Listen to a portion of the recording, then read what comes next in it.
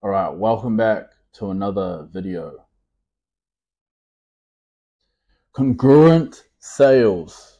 I'm going to be touching over congruency, congruent, incongruent, as well as nurturing. These are specific words that you must understand while chatting, and the chat manager's QC needs to understand specific words, and having that in mind. You shouldn't be having it in mind. It should be a habit, okay, of being congruent. Okay, we're going to start with congruency, congruent, and then we're going to go into nurturing. Then I want to touch back on the opposite. So you must know the opposite of something so you can understand the other aspect of it. Congruency and incongruent. These are the two opposites, right? So, well, what is being congruent? Okay, being congruent is be authentic and honest in your interaction with customers. For that, you're representing the model. So, okay, so to be congruent, be authentic, deliver on the promises and set realistic expectation. If the person's asking for a specific thing, be congruent, deliver on that. Consistently provide quality. Okay, this is going to establish trust. This is a lot of what you're building during the report stage, transition stage, delivering the content. So the establishment of trust, authenticity is pretty good. Okay, on this concurrent sales process. Okay, but what is lacking is going to the nurturing stage. Nurturing, you got to understand nurturing. Okay, so that's coming back the second, the third, the fourth, the fifth, sixth, seventh, eighth time, and then you have to go through the basics and be congruent in what you're talking, what are you messaging about. Okay, so personalized customer experience is going to take more time. We understand that. But the people that are on your shift, the spenders, this is mostly for spenders, whales, okay? People that are coming back the second time, is what you got to understand is you need to be more tailored to the interactions and the customer's preferences. So that's the note taking for a nurturing stage, okay?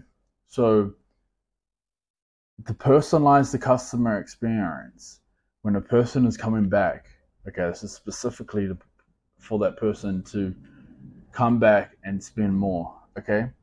You need to be tailored in your interaction.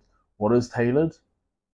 It's specific to that person, specific things, specific jobs, dogs, things they like. That is what I mean by tailor. It's tailor-made, right? Okay, understand that. So use the data and the insights to anticipate their desires. Obviously, you're not going to send anal content. The person doesn't like anal, right? You're not going to send them sex videos if they don't like sex videos, okay? You need to know their tastes, okay? So you've already built the trust, but when you're building the report stage is for the nurturing stage, or else you're wasting your time. So there's a reason behind doing report is because it's the nurturing stage. You're thinking long term.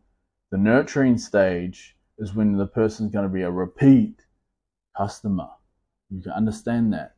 The better you understand what I'm saying, I'm going to repeat myself. Tailor the interactions from the report stage is for a longer time period when the person comes back. Okay? This is going to provide exceptional customer service and support throughout their journey. Okay? So they know it's one-on-one. but more that you can be, obviously we're doing that at scale. So the better you understand the basics, you zip past, you have the scripts, you know the content, you know the vault, you're going to improve. Okay, you're going to be better with your systems. But it's about spending the time. People can spend a lot of money. So when you have a tailored experience, it becomes more perceived value. That's why I just touched on the previous video. So by doing that, you're going to have more perceived value because you care more. This is going to equate to more sales. Okay? Create an emotional connections. Okay? Do not forget that, but we don't want to be needy. Okay? That's Okay, part 2. Quickly go over this. It's taken me a couple of times now. Incongruent. You understand congruency? You need to understand what is incongruent so you can avoid the mistakes. Okay? I'm not trying to add extra work for you. I'm trying to subtract the work. Making less mistakes is going to make you more money. It's going to save you more time over a long period of time. Okay? Now, incongruency is going to cost you a lot of money in sales. Okay? And I'm going to give you examples. Okay? The main one is being different. Okay? Inconsistent, desperate, incompatible, varying, conflicting, and contradictory. Okay? And now I'm going to give you some examples off the top. Okay, the person doesn't like to be called daddy, but some people don't mind it. But this person has specifically said he doesn't like to be called that. But you still say daddy. Okay? Now, for you, I'm going to give you a second to think what is the issue. For a second. I'm going to let you think. Got all the things right down here. Okay? It is different, it's conflicting, it's dissonant, it's incompatible, the person said. Okay? This is just one example. Okay? So if you have in your mind these things, okay, and this is why we have the report stage. Report, so you can remain congruent and not be incongruent. Okay? So if you can have these and understand the wording to not make these mistakes, you're going to go really far. You're going to improve your sales. You're going to live the life of your dreams. Okay? Now I'll give you an example for myself. How would I, in a personal situation, be incongruent? Okay, and this comes down to perceived value too. It links on. Okay? And this is why you lose sales, because of the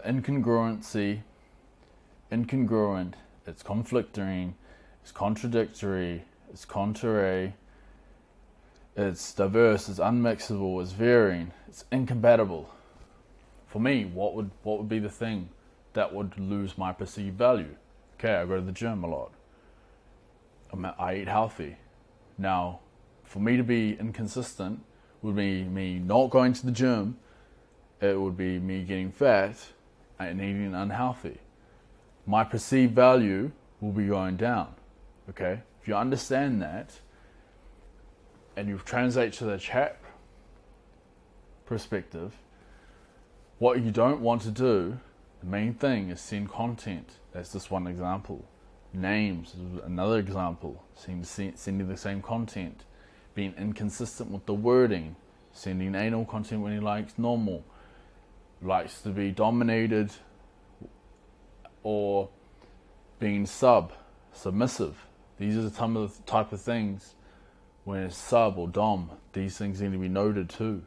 They like to be And that's where we're losing a lot of the sales, because it's the inconsistency from the incongruent.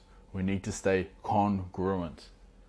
And this is where we have good transition from shift to shift, okay? Understand this. It will help the team. Pass this on to the chat managers to make sure chatters, chat managers, QC understands as well when the next chatter comes along or it's another shift, that person understands that needs to be called out from a chat manager, from a quality control point of view, that this person is coming back, likes XYZ. It's going to keep the person from keep on coming back, okay? Because it's congruent, not incongruent, okay? Authenticity, personalization, creating emotional. This is all the work part. This is the work that you guys are doing. You want to stay away from being incongruent and all the things that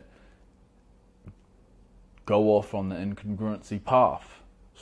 This ruins all your hard work. Okay? This ruins all your hard work when you're doing the report stage. This is all the hard work positive that you're doing. Consistent branding. That's what we're doing as a team. Aftercare, follow-up, all this stuff. We want to stay away from the incongruency and conflicting, being too different, unmixable, varying, contradictory. Okay, we want to stay away from that. Okay, so we're not adding here, we're just preventing. The whole reason for this video, part 2, is to prevent issues coming up. Okay, if you can prevent the issues from coming up, it's going to have a lot of increased sales and transitions, with everything being a lot more smooth.